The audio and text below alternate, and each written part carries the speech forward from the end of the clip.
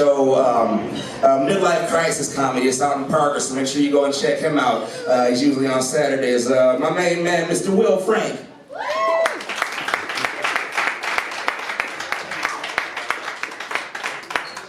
Give it up for Bad Juju. How's everybody doing now? You know, I'm looking around at everybody eating all this delicious soul food, and I ain't gonna lie, I'm hating on y'all. Because I can't eat half the shit on this menu. I'm a diabetic. My gosh. Ooh, all this food, all the fried, diet, dipped to the side of the gravy, I'm telling you right now, if I ate everything on this menu, I'd have 8 toes instead of 10. Oh my gosh, yeah, but no, I just gotta, as they say, be careful, because right now, my doctor told me that I am pre-diabetic. I'm like, isn't everybody pre-diabetic that doesn't have diabetes? So what the fuck does that even mean? So once again, happy Father's Day to all the fathers out there. Give yourselves a round of applause. Give yourselves a hand. I'm a father as well, so we definitely gotta clap it up. But you know, Father's Day doesn't get the hype that it should. And I've sat around and I've pondered about this for a while about why isn't Father's Day getting the hype that it should? And I'm going to tell you why. Father's Day is nothing but the leftovers from Mother's Day. Think about that. Father's Day is nothing but the leftovers from Mother's Day. And you know how we treat leftovers. We're not that excited about them because we've already had them, right? You know what it's going to taste like. You know what it's going to be like. And a lot of people, they don't even do leftovers. So that's what we are, fathers.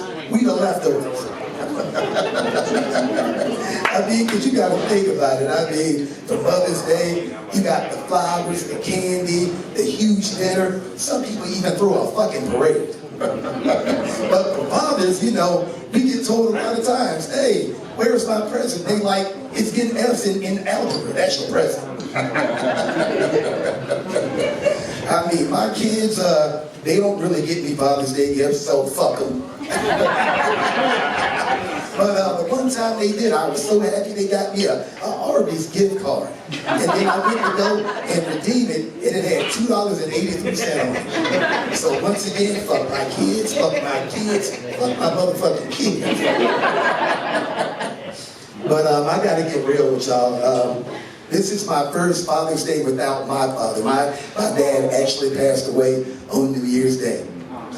And you know, it's a pretty sad occasion. I thought, you know what? Even in that, just like in life, my dad wanted to make sure I wasn't going to enjoy any holidays. He was like, before I leave this earth, I'm taking New Year's Day with me.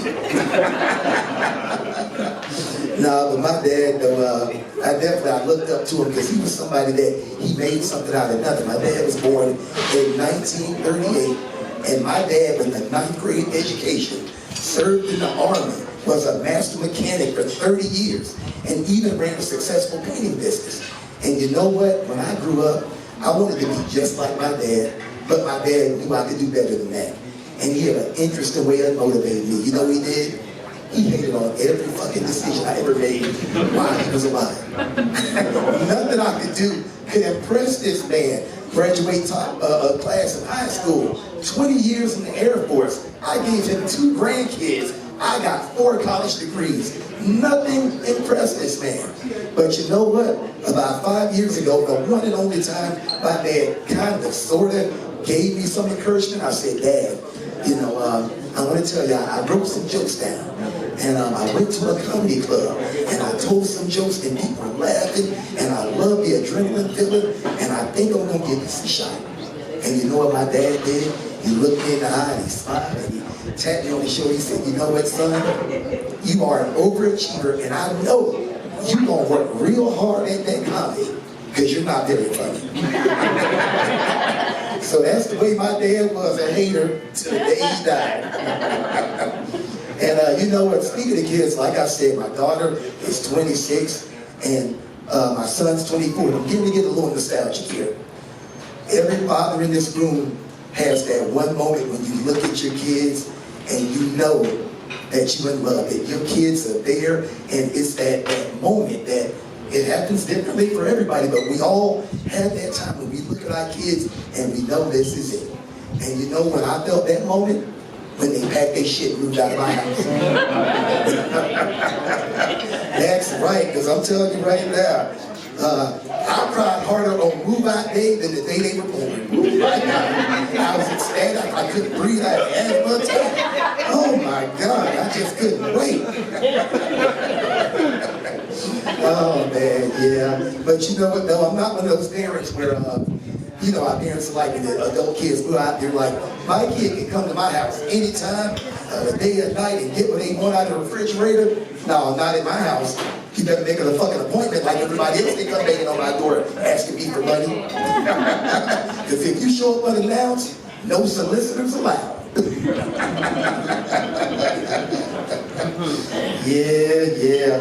But no, I ain't gonna lie. I mean, I'm kind of a pushover with my kids, but I do treat them differently. I mean, my son can call me with a problem like, son, you know what? You just need to suck that shit the fuck up. Seriously. You a man, go be a man. But my daughter got me wrapped around her finger. She called me crying. 3 minutes later, I'm on the phone crying. Meanwhile, I'm thinking, I hate that I love you so much. How much daddy can pay to make this go away? But you know what, these kids, they not tough like the Generation X's and the Millennials. Generation X, Millennials, give yourself a hand. Because we one of the last couple of generations of tough kids, right? Because you guys remember now, you know, in the 80s, the way we were parented, what did the experts they called us? They called us latchkey kids, right? But if that same parental style was going on in 2026, they would call CPS. You know it, because our parents, they left us alone all day, every day. And I know we got some of the young kids in the audience right now, and I like to mess with them because a lot of them, they freak out and have anxiety attacks when they can't find their phone. I'm going to tell you right now, I spent a better part of the 80s trying to find my parents. Like, Mom, Dad, where are you at? It's been a minute since I've seen you. But it's all right, though. That made me tough right there. It made me who I am. My God. So I got a question to ask y'all. Is everybody okay in 2026? I ain't gonna lie, I'm not doing too well. I mean, seriously, my New Year's resolution has been keeping it together. I honestly think on January 1st, everybody in America should have been entitled to an emotional support animal of your choice and all the Xanax you can handle. If this doesn't keep us guessing and worried the hell about what's going on, and you know what? I walk around pondering, is it going to get any worse, you know? And I think, if I were to finally hear that little Twilight theme song, that would finally explain what the fuck is going on. Like, okay, now I get it. Oh, man. Yeah, but you know what, though? Another thing that's crazy is racism in 2026. I mean, they came back like herpes, right? You know, it went away for a year and was dormant, but now it's there. And you know, honestly, I miss when racism on the internet was anonymous. You know, people get on there and say the most awful and disgusting things. But now, it's people on your friend list. It's Jack that works in the county talking all this shit on Facebook. Like, what is going on? And like a typical victim / racist in 2026, they still want to be friends with the people that they say racist shit about. They get offended, you know? And I had this situation happen a while ago where there was a coworker of mine talking wild on the internet. And I did what most people did. Fuck you, delete and block. Sure enough, this individual confronted me in the break room. It's like, Will, why did you delete and block me? I said, because you were saying a bunch of racist stuff online. And he's like, well, honestly, I was just expressing a different opinion. I said, well, your different opinion was fucking racist. So there we go. But another crazy thing is, I remember this was in November. I'm walking around in the Santa Fe area. Oh, I was breaking this guy on a bicycle. Passes me by, And he says that most disgusting thing that you can say to a person that looks like me. But I ain't gonna lie, I had to like it. I was offended, but I thought it was funny because that was the first time I had ever experienced full-grown adult racism from somebody on a little girl's bicycle. And I was like, you know what? Like Americans in this country, we have come far, but we are not at the point where we could put white guys on pink BMX bicycles. Because if we could, we fucking would, okay? That's right, goddamn Colfax and 225 would look like the Tour of fucking France. Just white guys on pink BMX bicycles riding to work, pissed off, black people driving by going, reparations! Oh man, yeah, I really like that joke, but I'm gonna keep it light though. For my Generation X's, millennials, you guys remember the horror movies, right? And there was the three that I loved. It was Nightmare on Elm Street, Halloween, and Friday the 13th, you know? But at 53, I look at these movies now, and the killer's backstories only make sense with two of those movies, you know? Because think about it, with Nightmare on Elm Street, Freddy was a child killer. All the neighbors got together and they perked his ass next to He deserved that. He had it coming, right? And then, of course, you got Halloween, little crazy ass Michael Myers. Every Halloween, he put on a mask and go and get his taste for blood, right? But the one I don't get is Friday the 13th. Think about this. Now, y'all remember Jason Voorhees, right? He was 6 years old when he died because the camp counselors was boning and sucking each other, not paying attention. And he drowned in Camp Crystal Lake. Explain to me how a 6-year-old boy came back as a 6'3", 285-pound tight end.